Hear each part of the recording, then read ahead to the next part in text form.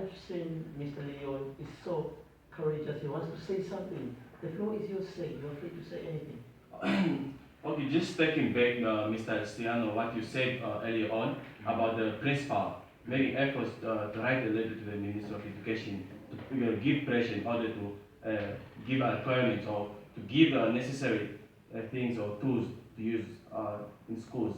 I think the government is totally doing enough for that. Why would I say so? For instance, let's take the government as a parent who works hard for his kids to eat something on the, or put something on the table, for instance. Now, after working hard, put something on the table, then you as kids now, you don't know how you got there. So you misuse the resources which your parents gathered in order for you, in order to sustain you, people see. So what the government is doing in this case, they are doing what they can do. Now, for us learners, we are not seeing the effort of the government. That's why we are misusing these resources. Yeah. It's like kids baking the whole ground whereby you can put however orders you want in the cup. You so see like that just want to drink something. Yeah. It's how this case is. Yes, I would like to also add on what Mr. Leon said. Actually, our principal is really doing enough for us.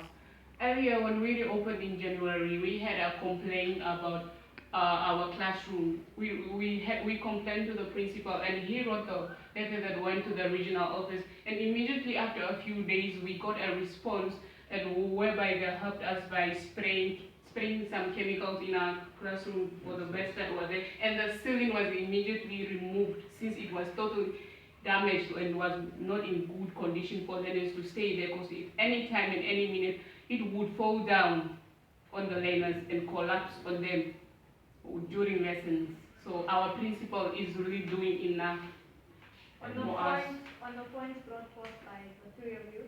Basically, both the principal and the government is working very hard. So we would like to personally thank the government. They have introduced policies whereby we have inclusive education that includes every single person. And we have policies whereby you can get sick, you'll still get to write your examination because they bring your examination to you. And if you're too sick to write your examination, they use your pass mark. They use how well you've been doing in school. So we should basically thank the government and us as learners basically just work hard to meet the requirements set by the government. Not only does the government bring you the question papers in the hospital if you're sick, I think even when you're under arrest, if you're in prison, the government or the school manage to bring for you a question paper and you write the question paper in prison, helping you to set a bright future though you're already in prison. But it's a benefit on its own to the nation. Which means, the way forward now is for learners to remove this or to clear out this belief that the government is not doing enough. I think that and focus on the good part which the government is doing. Yes, I think we should just focus on what the government is doing for the school and the nation at large. Another solution to add on that.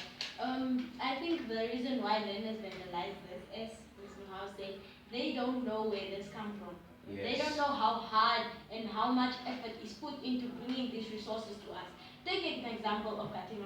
It's so far from the capital city of Namibia, but yet they bring us enough. They are not enough, but yet they manage to bring us equipment that we as learners are supposed to maintain and sustain in such a way that the learners that are going to come after us can therefore use the same material, which will cost the government less, and they can use this money on something else other than this equipment that they have already provided. So I think that the learners need to be spoken to, whether it's the guidance teachers or the principal, to enlighten them on how they are supposed to use these resources and enlighten them on what the school expects from these learners. And I think the teachers and the principal and the entire school board, they are doing enough to advise the learners on how to use these equipment. But we are forgetting one thing, what we have to focus on in order for us to get the solution on tackling the factors contributing to the low academic performance. We must obviously destroy corruption, because the government might provide for us, and some of the teachers, some of the people responsible in giving out the resources, they can take and give to their sons first, yes, or give to their children before providing for others. As you know, your child comes first before someone's child. Yes. That's a great point, Mr. Johannes, because I've seen it myself. I talked by experience.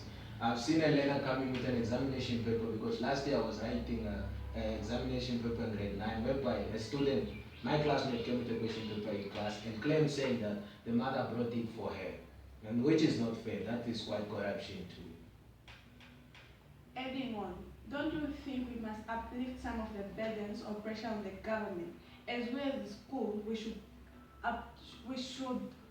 create fundraising activities to bring more money to school, which also generates private investors that only relying on the government, which also uplifts the school itself. On those points Jackie has said, so basically parents can work as much as the government is doing or meet the government halfway. Both the parents, the private sector and the local businessmen can try and help out the government in supplying materials, books. We have our library.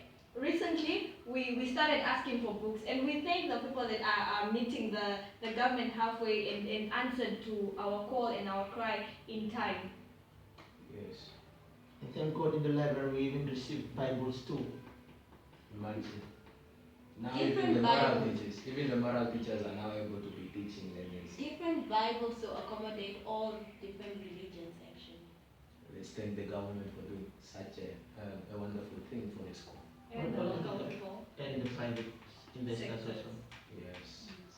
So I think we've come to an end of today's episode, which was low academic performance. Join us next week again for our next episode. Please subscribe.